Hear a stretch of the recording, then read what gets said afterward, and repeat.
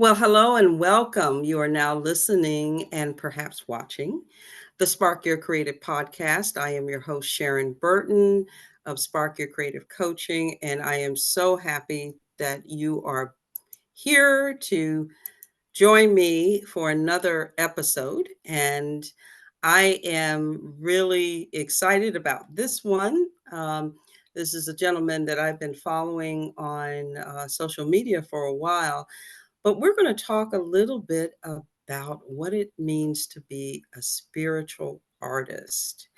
And as a person who is considers herself to be a spiritual person, I was very intrigued by my guest and his recent book dealing with the topic. And I thought he'd be a great person to have on the podcast to share with you as we all are moving through this midlife journey as artists and creatives. And so I want to introduce to you Mr. Chris Miller. He is an artist, author, and speaker. He considers himself a lifelong spiritual learner. His awareness in the art studio has taught him many spiritual lessons, and I believe I can really concur with that. He says that many people try to describe their experience in the zone or in the flow, as I often talk about as far as creativity during the creative process. Some claim that a greater power or divine guidance assisted them. But what is this state of consciousness and how do we replicate it? Chris outlines his approach and rediscovers his connection to oneness while creating his art. He confirms that our first task as humans is to create, whether through painting, raising children, starting a new business, making dinner, or writing a novel. His teachings are for everyone, for we are all creators.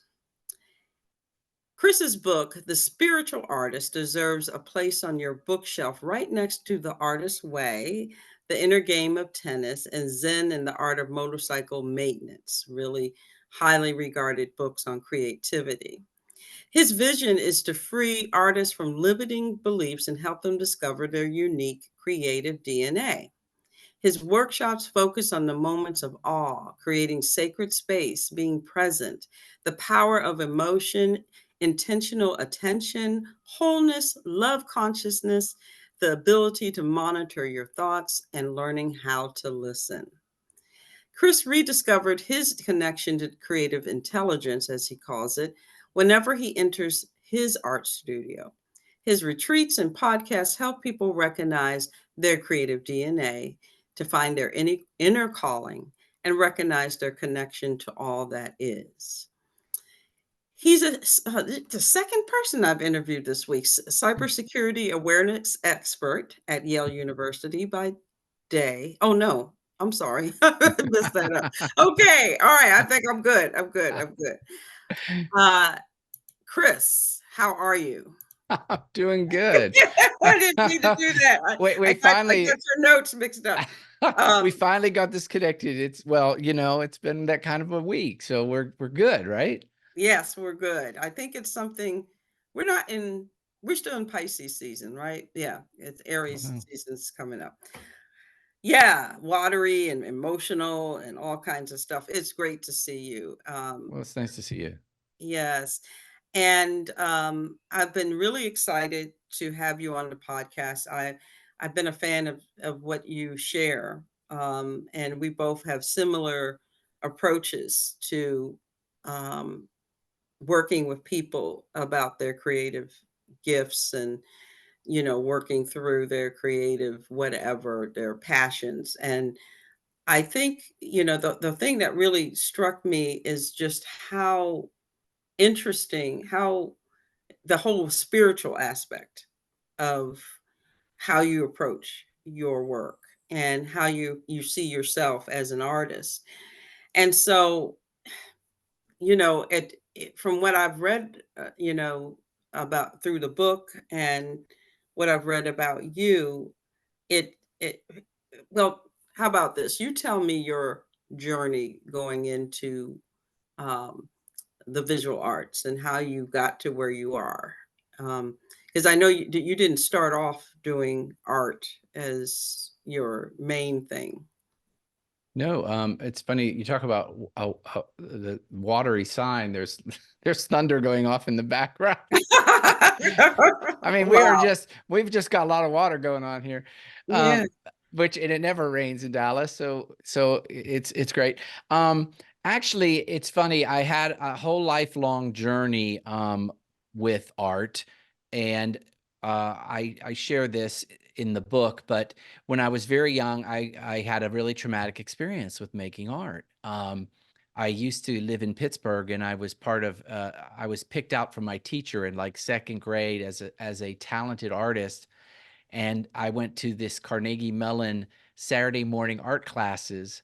Um, and we would pile in the car, and they would drive us downtown, and we would go into this huge, huge auditorium, and stand and sit in these rows. And Mr. Fitzgerald was the teacher, and he would stand up on stage, and he'd have like 10 people that were chosen from the last week behind him, and he would give us a demonstration of how you paint. And I was always a big talker. And so the girl behind me was a friend of mine. She taps me on my back, and I turn around, and and I'm starting to talk to her, and he's up on the stage, and this is a huge auditorium. There were tears. I kid you not when I say 1,500, 2,000 students in there. And he turns and he goes, you, you have the audacity to talk when I'm teaching. Get up and get out. And I pick up my little wood tray and my crayons, and I had to walk all the way down the aisle and sit outside of the auditorium until the class was over, and then all the students walked past me. It was like, talk about a scarlet letter or the walk of shame. So when I was about when I think that was when I was very young, around 12 or 10, I got in the car with my father, and I said, "I'm done. I'm not going to be an artist ever again." And I literally turned away from art and didn't go back to it until probably my early 30s, you know? So very traumatic experience. And the spiritual aspect is I also have a little traumatic experience as an artist with my spirituality.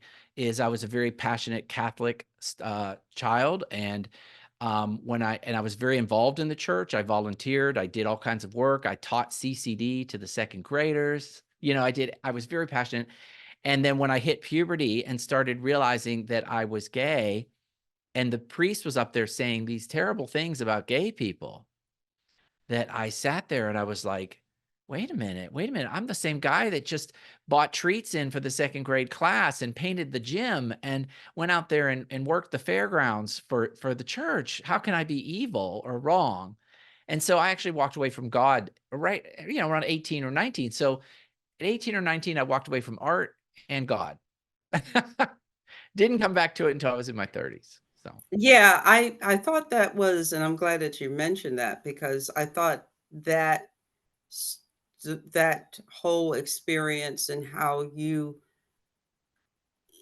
how that changed you as far as how you saw, and you were very dedicated mm, to, your church, and I was like, wow, this was a young man at an age where you don't really see many young men at that time anyway, as involved as you were, and it seemed like you took that seriously.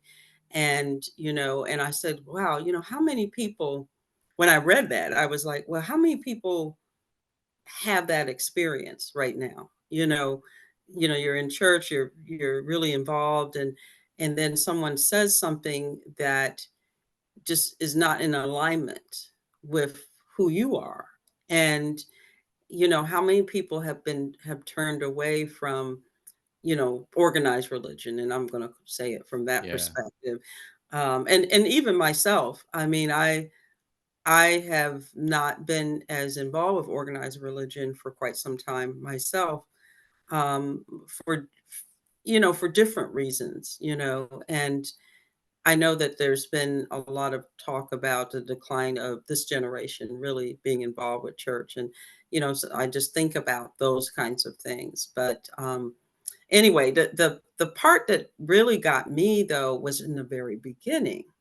I found the whole book, for the most part. I haven't got through all of it yet, Mhm. but I found a lot of it interesting. But I love that first introduction where you talk about, it sort of brings us back to the pandemic when it first kicked off and how, and it's funny because I hadn't really thought about it since we've moved past, the mandatory mask wearing and all that went into that. But you're talking about being in a store with your son and, how things are and how, there's a lot of fear and uncertainty. And then you walk past someone who's smiling and says hello and just moves forward. And you say, now that is a spiritual artist. And Right. I was like, oh, okay. So when we talk about, or when you talk about spiritual artists, define that for us, in just simple terms. What is a spiritual artist, and how do we recognize that? You recognized it in the smile of this person, but how could we recognize who's a spiritual artist and who isn't? And how can we determine if we're ourselves are spiritual artists or not? Okay, that's a good question. I love it. Um, I came back to my relationship with a higher power by making art. And so for me, art was this portal when I would stand in front of the canvas and create something. And anybody that does creative work would say there's a point where you lose sense of time and you're just in the flow and and there's something and you feel something coming through you. So from one perspective, when I say spiritual artist, it's that literal term of an artist. But when I wrote the book because I had an art mentor that was teaching me, Virginia Cobb in Santa Fe. And one day she told us to watch, she said, watch how you work. How do you paint? And of course, I took her literally and I started watching how I paint. At first, I was like, oh, I just throw stuff down. I just put stuff on the canvas. But then I started watching how do I get not just how do I paint, but how do I get my consciousness, my mindfulness in that perfect place? How do I get to that place of flow? Because some days I don't. I would find that I would go into the studio and I'd get mad and I'd rip a hole through the canvas. And other days I'd go in and I just felt this incredible sense of connection. I was connected to all that is. I'm connected to the brush, to the paint, to what I'm doing. Why did that happen? So the book actually outlines all the things you can do. Each chapter is separated by things that get in the way and things that can help you to be a spiritual artist. Now, I love this term because, we grow, we're always growing, right? And so I wrote the book, it's about 2.5 years ago, and I keep growing into what is this that I do? Spiritual. So I love this and I want everybody to consider this because you do not have to be a traditional artist to understand these concepts. We are all, and you said this, we're all creators. We create our lives, we create relationships, we create a home, we create children, we create a job. Now, some of us do it consciously and very carefully, and they're very aware of how they speak to their children and spreading love. Others don't do it so awarely, and then they end up with rough relationships. But spirit is the place before manifestation. So really, everything on this planet, everything that computer you're sitting in front of was a spiritual idea in someone's mind before it was built. Alexander Graham Bell, he thought of the concept of communication in a phone before he ever built one. So spirit, the non-physical realm, is where everything ultimately comes from and returns to. So a spiritual artist is someone that has learned to be in touch with that side of them, that eternal gift of who they are. Sharon, the essence of you that when you were really little, there was a part of you inside that looked out at the world and you were like, what's going on? Right? Even when you were very little, you're like, who am I and where am I and what? But that essence, that soul of you, that spirit of you will continue on long after you depart your body. So a spiritual artist is someone that every day when they are confronted with a challenge, for example, like you said, COVID, it was a horrible thing. And the story you say is I took my son to the store and it was when COVID just hit and people were running around and they were like grabbing things off the shelves and the shelves were destroyed and there was terror on their faces and they were looking at they wouldn't even look me in the eyes, right? I mean, I walk in the store and I'm like, oh my God, are we this close to just returning to the wild? It was just horrible. And here I go, and I'm getting very concerned, and my son is scared. He was probably 12 or 13 at the time. He's scared. So, but we go out into the parking lot, and this woman walks in and she looks me straight in the face and she smiles because she knows her spiritual truth. She knows that the situation that's around her, the lack, the fear, the thought of disease is just it's just a physical manifestation. It's not eternal. It's not the spiritual truth of who she is. So spirit is when we operate from the level of our conscious, mindful connection to all that is. I hope that's not too much. No, you got it. And it's funny because I had kind of a maybe a mini lesson this week of really because you just touched on something, lack, Right, because we're socialized to believe in lack. That's how capitalism works. That's how everything works. It's always, it's not that many spaces left. There's not that many of these available. So you got to get it now and you got to get it, and if you don't, you're going to lose out. And there's this whole fear of missing out, the whole fear of losing out. And yes, at the very beginning of the pandemic, when the lockdown happened and, toilet tissue, that was a exactly. commodity. All of a sudden, Lysol was a commodity, stuff that you just, you didn't pay attention to until, you might have had a can in the house, but no, you weren't like, oh, who has Lysol? Who has the toilet tissue? Um, but you're absolutely right. So I think that particular, more than anything else I've read in the book so far, that really threw me because I was like, wow, that's deep.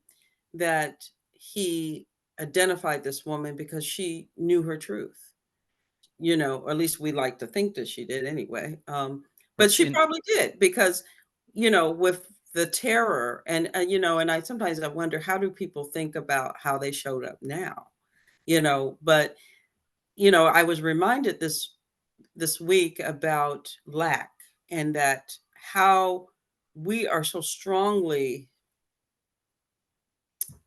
socialized on lack. And so when we were facing problems with our creative lives, it's a form of lack. It's a form of, oh, well, I just can't get above or beyond this. It's this is happening, or, my life is just so crazy and I can't get to my art, or I don't have the materials I need and I don't have the money to get what I need to do what I want to do, or I don't have the connections to get me to where I want to go, or I can't, you know. And my interpretation, you know, is very much online with what you're saying, and I'm glad that you defined it that way because I was like, all right, before I even read this, I was like, okay, I think that this is probably what it means. And so I had a moment this week where I was believing in a socialized lack, something that I knew that, quite frankly, we're programmed to think that it's not possible for people to have, or a situation that's, just because it's looked that way for so long, does that mean that it's not for me, for example? right. And you know Some what, Sharon, I wanna interject this for the listeners too. Sure. We all go in and out Yes. of that connection. I focus on it. I study it. I just the last few days I was sick last weekend. Boom, right? I felt out of my connection, and I focused on lack and sickness and illness, and it's a practice. I love to share this. It's a practice to be a spiritual artist, and we just recognizing it. So if you sitting there and going, oh, how interesting. I'm being fearful here, and I'm seeing the limitation instead of the possibility, because I do believe the spiritual truth is there's tons of abundance around us. I mean, Absolutely, look at absolutely. yes, I look at just this went through. planet. It's so Yeah, abundant. and a lot of people don't see it that way. I just went through a 40-day abundance well, I don't know if it was a challenge, but it was a process. I think that's the word they use, process. And through that, it was a lot of those messages, and, really thinking about what you want to manifest and creating a higher vibration within yourself to be able to not only attract those things, but to also challenge your belief systems, you know. And yes, and I was like, now you just went through this. Now, why are you? But we're human. Yeah, we're human. We're And spirit in a human form, sometimes, and mhm. yeah, and sometimes situations that are familiar to us will trigger us to go back instead of forward. So, it's not an accident that I'm interviewing you this week because I'm getting my answer. It's good Right. timing, huh? Yeah, it is. It is. Okay. So, as a spiritual artist, how do you have retreats and, you have a methodology and all that. What what are, when in looking through the book and, your philosophy, if a person who's creative is facing a creative block, what guidance in the book and what guidance or just what guidance period do you give people who are struggling with their creative lives, that are trying to get past a block, or they're trying to get past maybe some messaging early in life? And you talked about some of that in your Mhm. book, some of the things that people said, the situation with your teacher, Yeah. which was connected to art, and you left it for a while because you were like, you connected that negative kind of experience with the art, which was like, well, bump it, I'm not doing it, until later. But what are what is your advice for people who are stuck or maybe still battling some inner demons or inner messaging from maybe the outside about their ability to create? Well, what a spiritual artist does is you sit down and you focus on what I call an eternal truth. And so sometimes that means you have to kind of step, I call it the little Chris and then my higher self. And so those messages affected little Chris a lot, right? I mean, that was very traumatic what happened to me. Um, and it was just as traumatic as I thought, because I want to tell you a little story. Years later, 15 years later, I was working a corporate job and I was interviewing a candidate for a position. And she asked me about Pittsburgh, and I mentioned to her that story. And do you know what she said? She said, I was there. She goes, I remember when that happened to you. She goes, I was in the second balcony, and she goes, we all felt so bad for you. And I thought, you remembered it? I thought it was traumatic for me. Well, it was obviously traumatic for everybody in the room.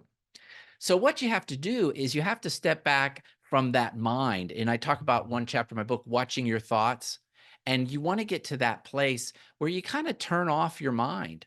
The mind is sitting there saying all those things. Mom said, I can't make money as an artist. Nobody pays. Artists are starving. You have to kind of step back from that mind and get into presence. Eckhart Tolle talks about, I love how he really talks about being in the now, being in the moment. So there's many different ways that you can get past those blocks. There's so many things you can look at, and each chapter talks about one. But for example, right there, you can just practice being present, looking at the paint, looking at the viscosity, moving it around, getting lost in it, letting and recognizing when your mind starts chitter chattering. What I do is I keep a piece of paper on the side, and I write parking lot. And every time something comes in that parking lot, whether it's mom says I suck as an artist, you just go over there and write it down and get back to work. Or if it's even something like I have to go grocery shopping or buy milk, write it down, get back to work. But dedicate, at first I only dedicated like 30 minutes. I mean, it's a practice. You get better and better at being in that wonderful mid-ground of presence where you're just creative. And so there's so many different ways to answer that question, and it would just all depend on what works for you. You have to put aside judgment. There's all sorts of ways. So, I think one of the keys that you did mention that I tell my clients mhm, is, acknowledging mhm, how you're feeling because, we're not gonna live in make believe land, a situation, a comment, whatever that had put you in a place of not feeling confident or um, able to move forward with your creativity exists. And to deny that it did is not going to help you any more than wallowing in it. But I think when you said that writing exercise, I think that's an interesting way of acknowledging, like, okay, yeah, I have a distracted mind right now. Yes, my teacher put me out of my class and embarrassed me, and it was an art class. Or I had a client that did a beautiful mosaic art piece, which was different than what a lot of the students in the art class was doing. And she just decided that the teacher decided that it was ugly and basically told her that. And it kept her blocked for a number of years. And anything creative, everything from doing a podcast to creating art, just, had her frozen. And really just sort of working with her to rewire those messages was important. But I think one of the things that again, when you're faced with those kinds of things is acknowledging it but pushing past and doing it anyway. It's more or less saying, "Look, I see you. I see that you're trying to, keep me from moving forward, but and I'm going to acknowledge you because you want to be acknowledged, and you're calling yourself protecting me, mhm. because I didn't feel protected at the time that whatever incident happened, but I'm gonna acknowledge it, put it to the side, and move forward. And I think that's a beautiful thing that you said. And I know you have other Yeah, ways of it's approach funny. it. I don't it's further along in the book, but, use it. The other answer is use it. When I was young, also in Pittsburgh, I suffer from seasonal disorder. The darkness gets me blue, and even when I was young, every fall I'd get really blue and depressed. But you know what I did? I started learning how to just relish it, man. Just enjoy it. Just absorb that, feel the emotion fully. And this is certainly not advice to smoke, but I would smoke a cigarette because I don't anymore, but I would smoke a cigarette. I'd drink a glass of wine. And I'd go in and I just paint, just feel it. Paint a picture of that teacher, the woman that was told that her mosaic is unattractive.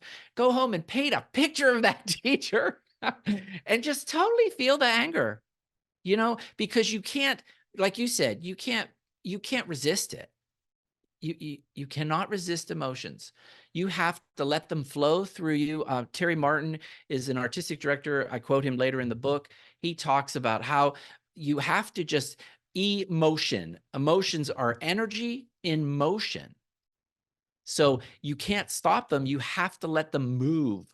And so I'll go in and I'll just slam out a dark, horrible painting. And I recommend to people painting on board when you're in that mood because I have punctured through canvas by being so emotional. But on wood, you can just hit the heck out of it and it holds up to you. But I know people that have actually even destroyed their art and rebuilt it to I remember a woman telling me that one time she built a piece of art because her husband was leaving her, and then she destroyed it with a hammer. But she processed through that feeling. And when we move to the other side of that feeling, then we don't know what. I can't tell you what you'll move on to, but you'll move on to something else, you know? And that's so important. And sometimes you have to get physical, Yeah. Oh, because and I was talking to someone earlier this week about that we keep a lot here in the brain. but we don't move it through our bodies. And even that action that the that lady did, um, she moved it out, you know. And I think a lot of times we're so socialized to be, you know, to be logical and rational and think through stuff. And we're learning, and I think this is an interesting time in our history globally. You know, we're learning that just rationalizing things and using just that portion of ourselves is not helping a lot of people. We need to move these things out of ourselves in order to you know, kind of move some of that energy out so we can bring in the positive energy too. That's just like with uh, Julia Cameron and The Artist's Way and The Morning Pages, and a lot of people are like, "Well, I don't feel like doing," but, you know, you're moving stuff out of your brain Right. to to the page, and, because of that, there's a movement that's moving it from here to out, so you can bring other positive things in, and, so I think that's something that we all should, you know, kinda keep in mind. Um, so you're at midlife. You look like you're maybe around me, around my age. Um, what advice, you know, this series I'm doing right now is just sort of as a way to inspire people over 40, but I would dare say over 50, because now the 40s, aren't they?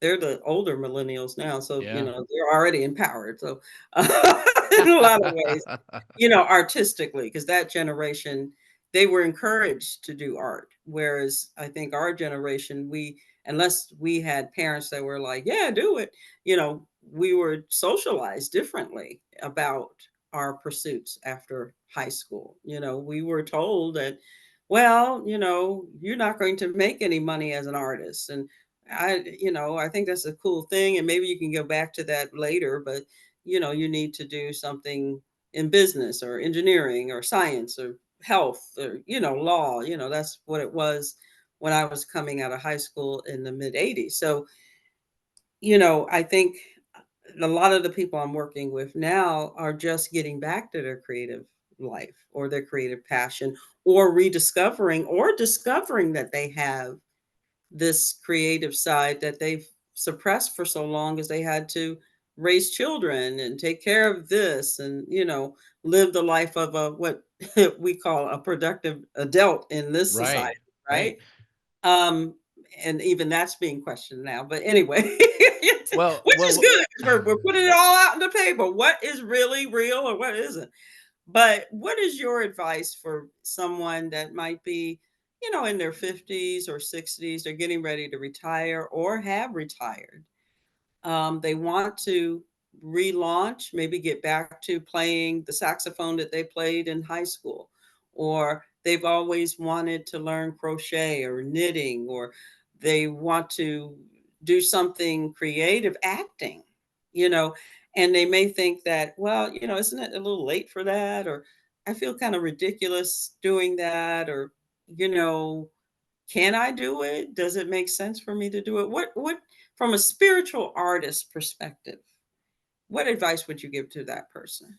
Well, I think that midlife is actually an incredible opportunity. You know, if people think about the midlife as being limitations, it's actually the elimination of limitation. It's the first time, like you just said, in your life where you've done all the at this point, you've either tried to do or you've done all the things you were supposed to do, right? You've had the job, you've worked hard, you had the perfect body, whatever, all those things you wanted to do, you've raised a family, bought a home, cleaned the home, mowed the lawn, or the apartment, whatever. But you've done all these things. Midlife is this great place where you could say, "Hey, who am I? Who am I that is eternal? Who is the spirit of me that keeps going on? And what does that need? How do I feed that?" Because at this point, that's where you're going. You know, slowly life gives us all these wonderful gifts and then takes the physicality away. But the spirit essence of us goes on. And so this is a great chance. And, you know, I think in if you look at the progression of like social environments, man, at 50 is when, wow, that's when the lights come on. You go, oh my gosh, right? You know, and the second thing I would tell people in midlife that's very important is forgiveness. Forgive forgive anything you've done. You know, just let it go because Wow. Now right. that's major. That's major, Chris. That's major. Oh, It forgiveness. it is. But you're right. You're You're right, because if you hold on to that, it will hold you back. You know, when you hold those that it's like holding emotions, right? When you don't forgive, you're holding that emotion, you're holding that energy within you. But when you forgive, you're returning that cycle of energy. You're cleaning it. Um, you know, I was reading a book from Pima Chodron. I don't know if you're familiar with mhm, her, and yes. the book is Mhm, called Welcoming the Unwelcome. And mm, I actually practiced it this morning. She does this breathing exercise where instead of resisting something that's negative, you know, like I've had this health issue and trying to push it away, she says you breathe it in. mm, So when you're angry at someone, instead of like, "Arr, I'm not going to talk about them or get them out of my," breathe it, feel it, to get quiet, feel that anger, whatever the hurt, maybe the hurt that this teacher caused me, right? You know, that this guy did. Breathe it in and just feel it. But she calls it, it's sort of like a alchemy mm, because by bringing it into you, you're this love space and just shower it with love. mm, mm. And there's a lot of suppressed angry Oh, artists, oh, and that's deep. And I think I'm going to start using that and practicing that myself because you had to forgive that teacher. you You do. know, you Mhm. had to forgive that teacher that interrupted at one point of your artistic growth and development. And You I had got to, you yeah, got and there eventually, I but did. you could have got there earlier. And how many people are walking wounded Mm, because of something that someone said about their art or about their ability to create? I had someone recently, I have gotten into poetry later in life. I wrote it as a teen and got away from it. And then I found myself, just like with my visual art, going back to it. But it was more like doing poetry circles uh-huh. like every April, I mean, and I would just drag folks and put them in my living room, and I said, "Bring your art, your poetry, your favorite poet," and people would just be like, "Okay," And I'm in my 20s, and at that time, in the 90s, people just weren't. At least my circle wasn't. I've always been kind of odd like that, anyway. I'm just learning who my tribe is, but in my 50s. But anyway, I was They're catching up to you. See, they're Right, catching up they to you. are, and the thing is people secretly watch you because, you don't really know how many people you're influencing, but for me to show up the way that I do. But this gentleman I was, dating for a minute, he was critical of my poetry, and by no means do I consider myself this highly, I didn't get an MFA in writing, and I wasn't published and all these things, but I had just got published in an anthology with a, poetry group that I'm involved with. So, for someone who started like 2 or 3 years ago and to get that to that point, and he was like, "Well, it just seems like it just doesn't go anywhere," and I'm like, but the thing is, I don't think he understand prose, because prose is different than, I am the cat in the hat and all that kind of stuff. Prose is it's kind of it's deep, and Right.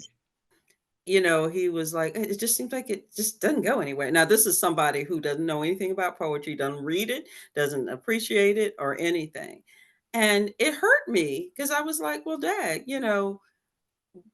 why would he say that? But then I had to really think, this is a person who's not as exposed to it and doesn't understand it, he doesn't understand what influenced me, and I have shared since then, more publicly about some of the poets that influenced me. And I think, I got the feeling that he's probably gotten a aha moment from that.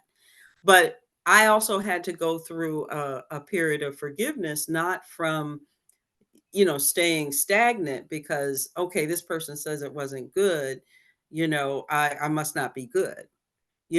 I'm still doing it. I'm still Mhm. writing. It hasn't stopped me. But I think that you're on to something very profound and something I think I definitely am going to use as part of my working with my clients is understanding that there's has to be a sense of forgiveness and you can take your time with it. You don't have to forgive right this second. No, or even Sometimes 100%. Yeah. Just some people are easier to forgive than others, right. when you're talking about being embarrassed in a classroom and you just keep looking at that man and in your Yeah. head and your embarrassment and everything, that might take a minute. Or the lady that said that, somebody basically ripped her art into shreds in front of other students. That may take a minute, but that forgiveness, even if you never say anything and nobody's saying you got to go back and say, I No. forgive you, and or to entertain those folks. But when you get clear as to what your purpose is, and that's something I talk a lot about too, which is I think is part of your philosophy as a spiritual artist, is really kind of understanding your purpose as an artist, and knowing that you're upholding that purpose, from so many different levels. It doesn't matter what people say about your stuff. You No, know, it doesn't, because it's all about them, you it's know? all about that other person. Yeah, it And a is. lot of times they're wounded artists. Oh, sure. Wounded humans. You know, what you said there was really neat. You said first you had your little reaction was to get hurt, but Yeah, then you took the spiritual perspective there you go. and you looked at him from a viewpoint of love and you said, "You know what?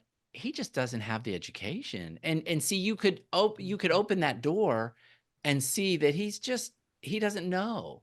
And you And came and in. and not Yeah. looking upon him as condescending, like, "Oh, he No, doesn't know." no, But it's no. just that if this is not part of your everyday, Right. or if this is not something you do on the weekend, go to spoken word things, or, participate in creative writing exercises and things of that nature, and hearing it on the daily or, on a regular basis, yeah, this is gonna be foreign to you, and it's going to be you're not listening from an ear, or you're not seeing it from an eye that is exposed and can appreciate it, you know? And it doesn't mean that your stuff is raggedy or wrong or No. bad, but you have to understand that this is a person you're exposing someone to something that they don't regularly deal with. So their understanding of what poetry is may go back to grade school, you know? It may not even be up to date or at the level that you're working at. And I think that's part of that forgiveness process is sort of, kind of looking at it from a different perspective and taking you out of it. Yes. And that's hard, because we center each other, we center ourselves in everything that happens. And I'm a big proponent of, I often will say to people, okay, are you centering yourself in this? And it's not saying disregarding your feelings, but it's saying that, okay, look at how you feel on that, but also look at that other side and look at why this person may or may not be, handling this in a way that would have been, a better outcome, you know. Yeah. And so what happened was when you stood up and went into that spiritual place, it opened the door in the little you, and even a little bit of understanding. You said to yourself, "Hey, little Sharon, look, he's just this way." And little Sharon goes, "Okay, you're right, a little bit, but I'm still mad." And Yeah, that I might mean, I owned it. I owned it. yeah, But I yeah. also had to really sit back and say, okay, this is a person who is not exposed to this. Even when I'm writing, well, I'm getting a book published very soon. Oh, I had congratulations. told a friend, that I was going to write this book, and she just, you don't, again, there's a lot of wounded artists and wounded people, but there's a lot of wounded artists, people that always wanted to do certain things that you're doing. And for you to have the courage to do it, that just takes people, you know, takes them aback. And she was like, well, for some reason, she assumed I didn't have experience with what I was writing about. And she said, well, how can you write about something you don't know? Number one, you don't know me well enough to know Right. whether I know it or not. And, you know, it was out of all the reaction I got from people when I said I'm going to write this book, she was the most negative. And I didn't understand it, and it angered me.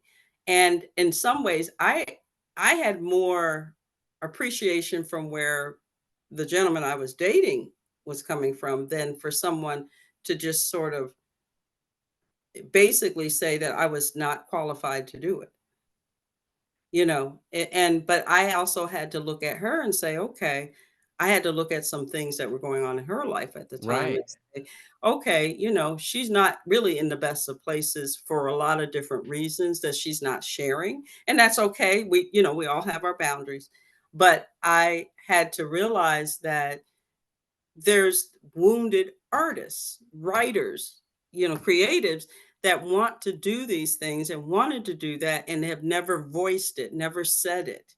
And, you know, to see you move forward in something that can be intimidating. And sometimes people just come out with whatever they feel at that time, you know, instead of saying, Sharon, I just give you so much, you know, you have the courage to do this. This is something I've always wanted to do. I never had the courage to do it.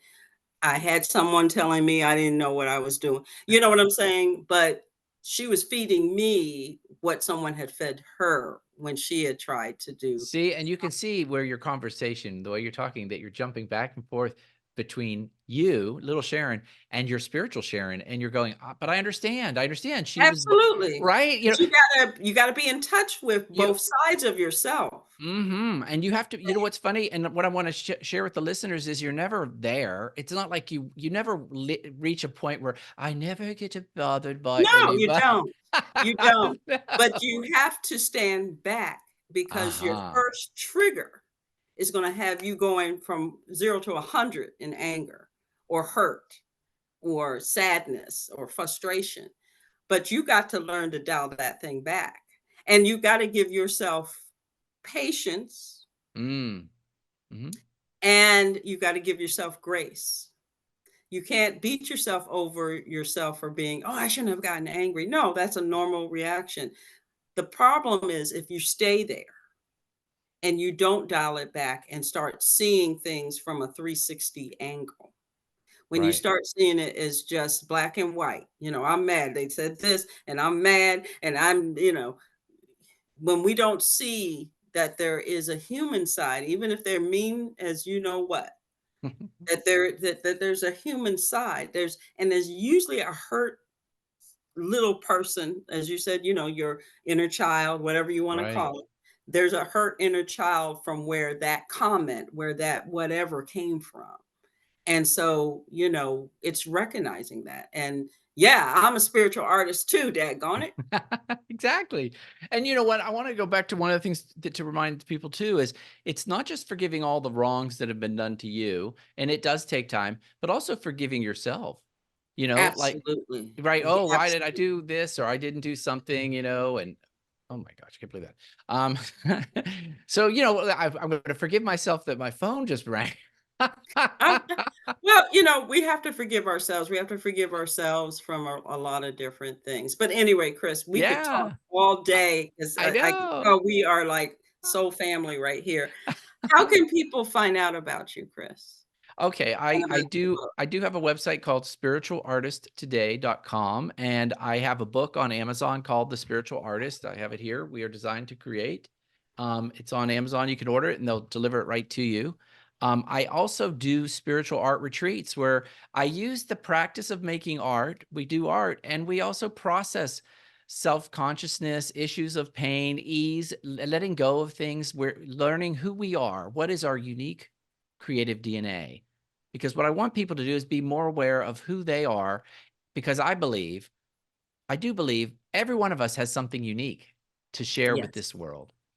And it breaks my heart when people don't let that out. And that's part of that early part of our lives where we just fall in line. But now at midlife, you can let that part out, you know? Yes, and I think it's really giving yourself permission to do that, and I'm so happy to have had an opportunity to talk with you, Chris. I'm glad we were able to meet, and I look forward to continuing the conversation soon.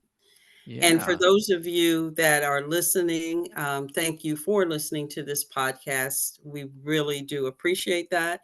Please like, click, and share. Leave a comment if you have something that you'd like to if something resonated with you, either via the YouTube page or the podcast page on SoundCloud. And again, you're also, if you need help with your creativity and unblocking and maybe even connecting from a spiritual path, you're welcome to contact me as sparkyourcreativecoaching.com.